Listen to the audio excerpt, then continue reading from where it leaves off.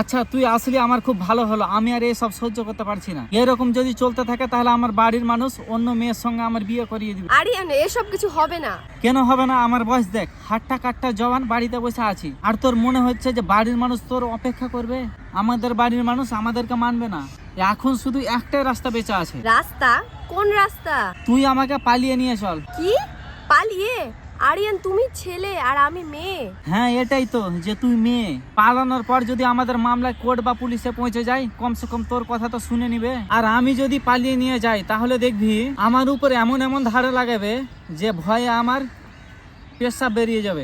আরিয়ান! এইসব বাদ দে, তুই আমাকে বল, তুই আমাকে পালিয়ে নিয়ে যাবি কিনা? আরে নিয়ে যাবি কিনা বল, আমার দিকে দেখ, আমার চোখে দেখ। তুই আমাদের ভালোবাসার জন্য কি না করতিস, তাই না? তুই আমাকে বিশ্বাস করিস কিনা বল।